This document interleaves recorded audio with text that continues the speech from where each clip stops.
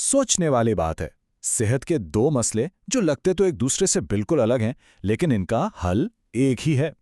चलें देखते हैं कि कैसे एक छोटा सा उसूल, यानी वक्त पर तशखीस और फौरी एक्शन, दो अलग अलग मेडिकल फील्ड्स में जिंदगियां बचा सकता है। फेफड़ों की बीमारी और ख़वातीन की सेहत, इनमें भला क्या मुश्तरक हो सकता है? सुनने में तो ये सवाल थोड़ा अजीब लगता है ना? लेकिन इसका जवाब सेहत की देखभाल की एक बहुत ही अहम सच्चाई को जाहिर करता है। और ये सिर्फ कोई किताबी बात नहीं है, बल्कि एक ऐसा सबक है जिसका असर हम सब पर और हमारे अपनों की सेहत पर पड़ सकता है। तो चलें बात शुरू करते हैं एक ऐसी बीमारी से जिसका नाम तो हम सबने सुना है, लेकिन जो बहुत संगीन हो सकती है, निमोनिया। इसको समझना बहुत ज़रूरी है क्योंकि इसी से हमारी आज की सारी बात जुड़ी है। अच्छा, तो ये निमोनिया है क्या चीज़? सीधे अल्फाज में ये फेफड़ों का एक इन्फेक्शन है और कुछ लोगों के लिए ये जानलेवा भी हो सकता है। ख़ास तौर पर बुजुर्गों के लिए, जो लोग पहले से बहुत बीमार हैं या जिनका इम्यून सिस्टम कमज़ोर है, जैसे एड्स के मरीज़, उनको इससे सबसे ज़्यादा खतरा होता है। निमोनिया की जो सबसे साफ और ख़तरनाक निशानियों में से एक है ना, वो है बहुत तेज़ी से सांस लेना। अगर किसी बड़े शख्स की सांस 1 मिनट में 30 से ज़्यादा बार चल रही हो, तो ये एक बहुत बड़ी रेड फ्लैग है। और अक्सर क्या होता है कि सांस के साथ एक खड़खड़ाहट जैसी आवाज़ भी आ रही होती है। तेज़ सांस के अलावा भी कुछ चीज़ें हैं जिन पर नज़र रखनी चाहिए, जैसे कि बुखार, जो तेज़ भी हो सकता है और हल्का भी, बलगम वाली खांसी, सीने में शदीद दर्द, ख़ास तौर पर खांसते हुए, और बहुत ज़्यादा कमज़ोरी। जब ये सारी अलामात इकट्ठी हों, तो मतलब है कि मामले को फ़ौरन देखना ज़रूरी है।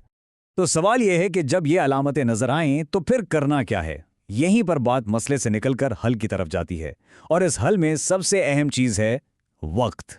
चलें देखते हैं कि फौरन एक्शन लेना इतना जरूरी क्यों है। देखिए, सबसे अहम बात यह है, अगर निमोनिया शुरू में ही पकड़ में आ जाए ना, तो उसका इलाज एंटीबायोटिक से बहुत आसानी से हो जाता है। जितना इंतज़ार करेंगे, बीमारी उतनी ही बिगड़ेगी और इलाज भी उतना ही मुश्किल होता जाएगा। तो इलाज क्या है? बिल्कुल सीधा सादा, फौरन एंटीबायोटिक्स शुरू की जाएं।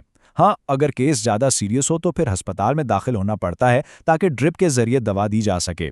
लेकिन जो असल पैगाम है वो ये है कि बस देर नहीं करनी।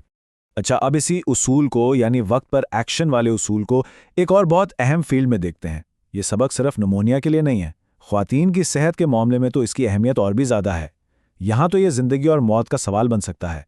इसकी सबसे बड़ी मिसाल है सर्वाइकल कैंसर।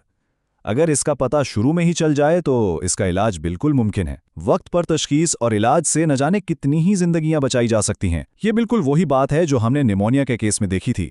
जल्दी तशखीस मतलब जिंदगी। और ये कहानी सिर्फ कैंसर पर ख़त्म नहीं होती। ख़वातीन की सेहत को बेहतर बनाने के लिए और भी बहुत कुछ ज़रूरी है, जैसे फैमिली प्लानिंग की सहूलियात हों, प्रेगनेंसी के दौरान अच्छी देखभाल मिले और डिलीवरी के वक्त जो मुश्किलात आती हैं उनसे बचाया जा सके।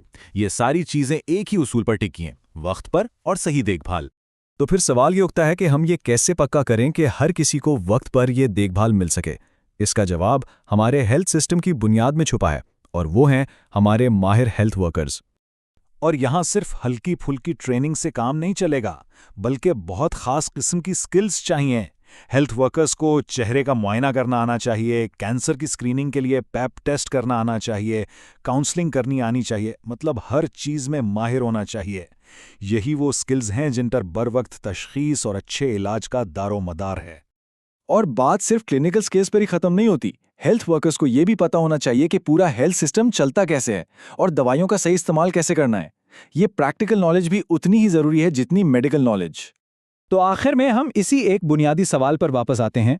निमोनिया की तेज चलती सांसों से लेकर खवातीन की सेहत की जरूरी खिदमात तक हमने बार बार एक ही चीज देखी, वक्त पर एक्शन लेना ही सब कुछ है। अब असल सवाल यह है कि इस उसूल को हम हकीकत कैसे बनाएं सबके लिए।